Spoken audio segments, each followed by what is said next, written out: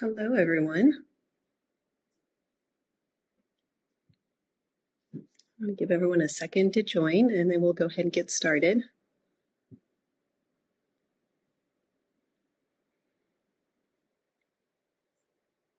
I see some folks coming in.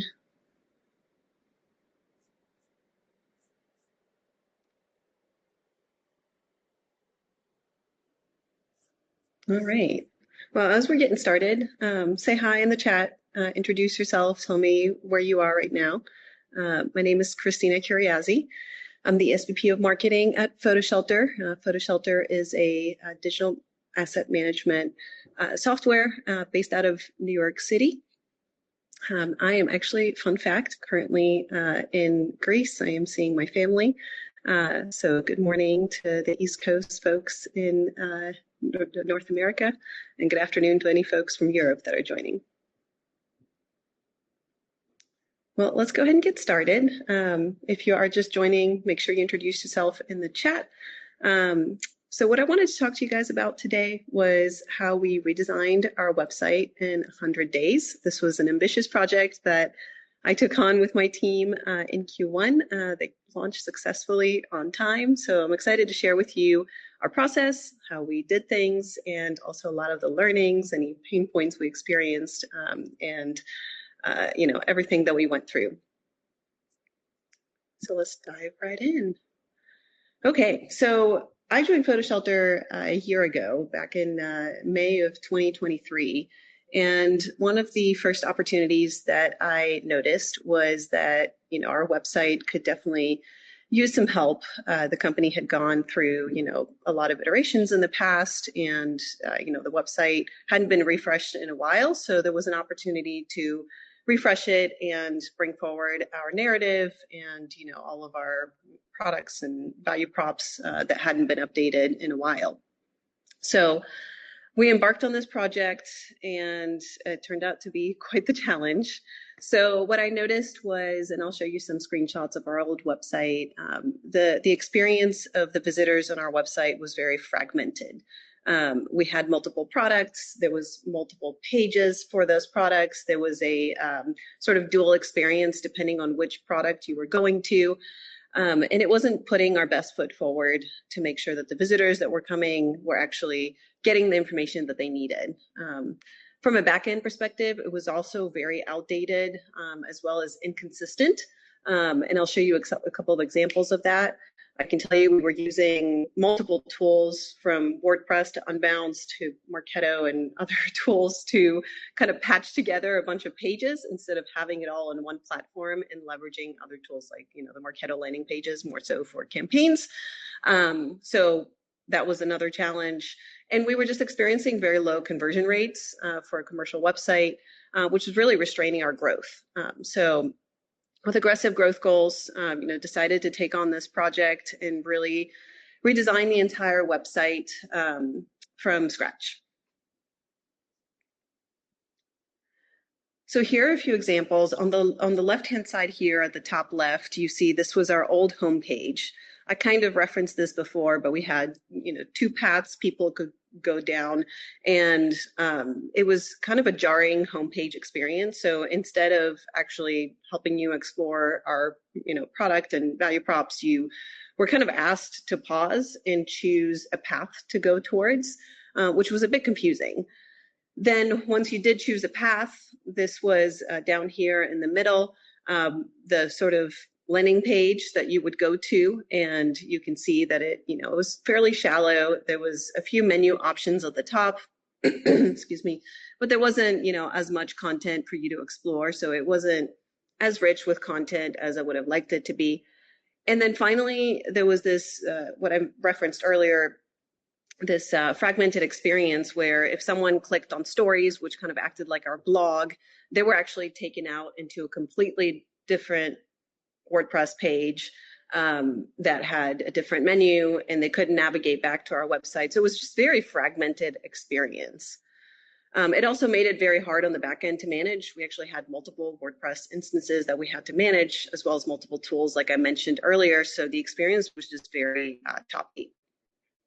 You can also see here, this was one of our Product pages, the form is not loading here because this is a screenshot from an old website. Something else that also stuck out to me was because all these product pages were patched together from another tool, the menus were inconsistent. So on one page, the menu was feature, plans, stories. On other pages, it was plan, solution, stories. So there was just a lot of inconsistency throughout the website, which was very unnecessary and kind of confusing for visitors. And it was just not doing what we needed it to do. So what did we do? We very clearly identified that we needed to do something about this. So we brought together a few different resources and team members to get this project started. First, we used an external agency, Social Design House out of South Carolina. They are fantastic. I've used them before as well.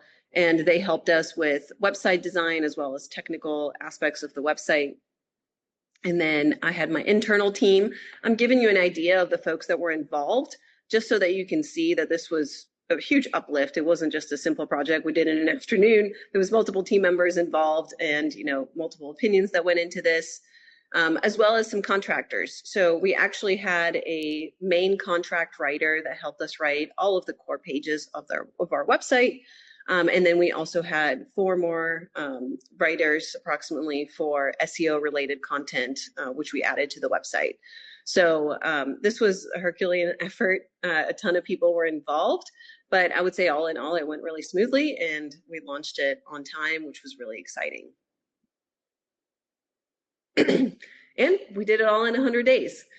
So I set the challenge for my team and I said, by the last day of the quarter, I would love to have this out. And, not compromising quality, of course, but we pushed and we got it done. And I'm happy to say that it was the last day of the quarter that we launched it and it went off without a hitch. So what was our process? So we started off with setting goals and metrics that we wanted to improve. We really set our eyes on conversion rate from our website, as well as, certain other things like our bounce rate and how many people were converting to certain pages on our website. And we set our eyes on those and made sure that we measure them before and after to figure out, how did we do? Then we started off with a website architecture and sitemap exercise where we came together and we said, okay, here are the things that we would want to have on our main menu. These are the items that are really important for us to highlight. And that really helped. That actually took a hot second because it helped generate a lot of conversations within our team to make sure that we were representing our message in the right way and we were giving people the right resources that they needed. Then we moved into wireframes. So our agency helped us start wireframing. We gave them some ideas of what we wanted to see. And then they came back and they said, okay, here's some thoughts. And we went through a few rounds of wireframes to make sure that we got it right. So we had different types of pages that we wireframed, and those acted as sort of like our roadmap for writing content. So for each page that we wanted to create, we had our wireframe. So then we had a content brief that included all the different sections of that page. We passed that over to our content writer. They wrote it, they would get it back to us, we'd provide feedback, and then after a couple rounds of feedback, we'd finalize it so that we have all of our content done. While that was happening, we were also moving into page design as well as, a few feedback cycles there. So we started to incorporate some design elements. And then, of course, we moved into code and implementation. So that was probably, the lengthiest part of the process where, our agencies, designers and developers were coding the actual website and making sure that, they were representing the wireframes that we had agreed upon. Once pages were coded and, elements were created and content was input into WordPress, we did a lot of testing. I don't want to underestimate or underrepresent how much testing was required by multiple people to make sure that our vision of how much, what we were expecting to get out of it was what was actually, being created. So we took our time to make sure we do plenty of testing. Each page was tested by a few different people to make sure that, the content was represented well enough, the message made sense, and the flow also made sense, and all the elements worked as expected. And then it was launch time. So on launch day, we actually all got together in person and with our agency too. And we engaged with our, dev group as well, our internal dev group, and we started to hit go. And as things were propagating, we were testing. So there was multiple people on hand to make sure that we're testing, things are working well. There's always going to be some bugs and things that, as you release them, they just don't quite look right. So we caught those. And because we had everyone on hand, I would say it was very easy to be like, okay, turn over to the developers and be like, okay, this isn't working. Let me show you, fix it really quickly, release it. Yep, it's working now. So, I would say the biggest learning there was making sure that you get together that day, you have allotted resources to fix things, and you have a rollback plan, which we did have in case anything went, catastrophically wrong, so that we wouldn't impact our lead flow, because inbound is a pretty big deal to our go-to-market process. So that was our rough process. If I had to call out a couple things here, that are super crucial, I would say the content writing is very, very crucial, and also very time consuming. It does take quite a while. You have to have folks that understand your value prop. You have to communicate that clearly. And then you have to translate that into, buckets that can go onto your website and look right? You can create content that's too long. You can create content that's too short. So you got to make sure that you're expressing your main message in a very concise way that makes sense for the page design.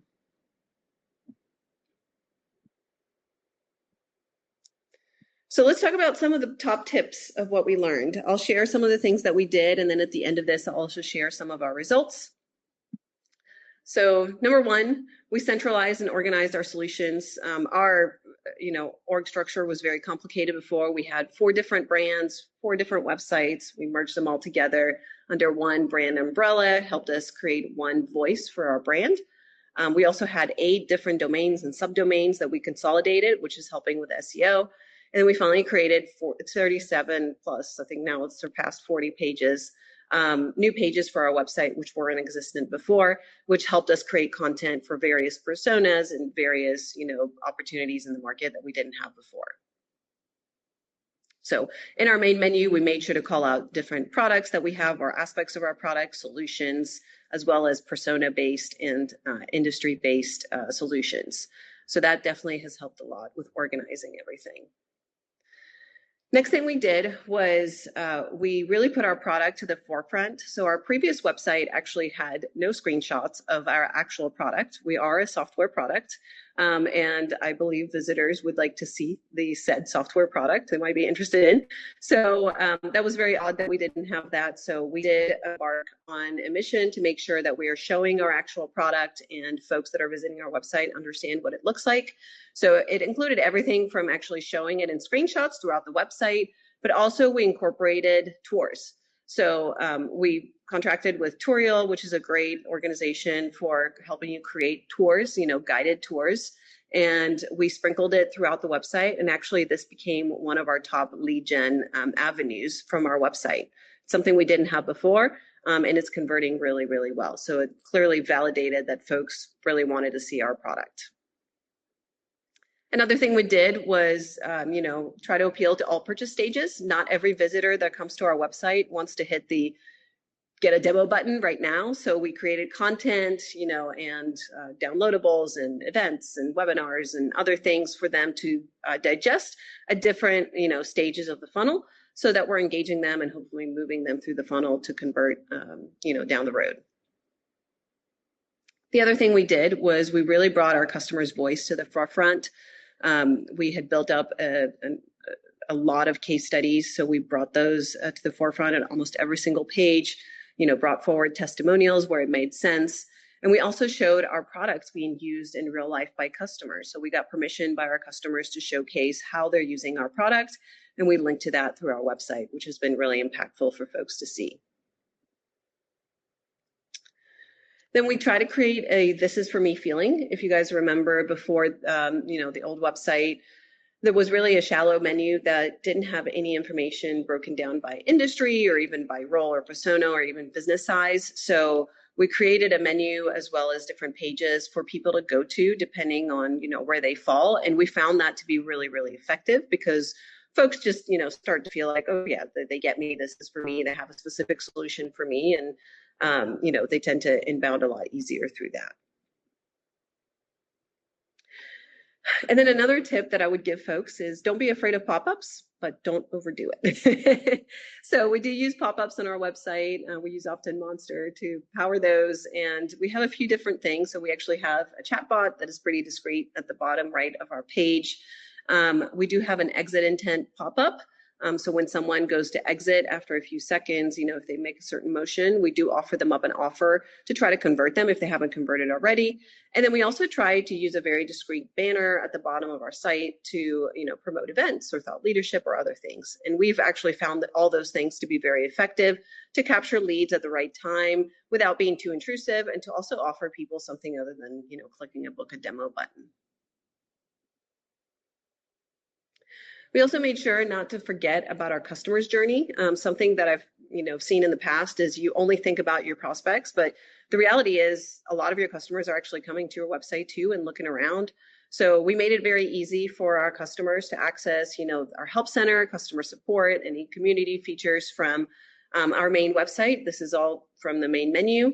Made it very easy for them to log in, depending on which product they have with us. And then we also made sure to offer ways to contact us for support on top of sales, because I have seen this before where you only have a sales form. So then sometimes your customers get frustrated and they're like, fine, I'll fill that out. So then your leads get very junky and it makes no sense.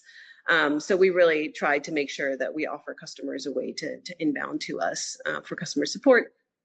And then finally, we have been offering, things like product roadmap webinars or other, events and content that are very helpful to customers. And we make sure to showcase that on our website because we're very aware that our customers are coming to it and ingesting content. And the last thing we did was, we're very conscious about laying out our pricing plans clearly. We don't demonstrate our prices on our website, which I think is fine.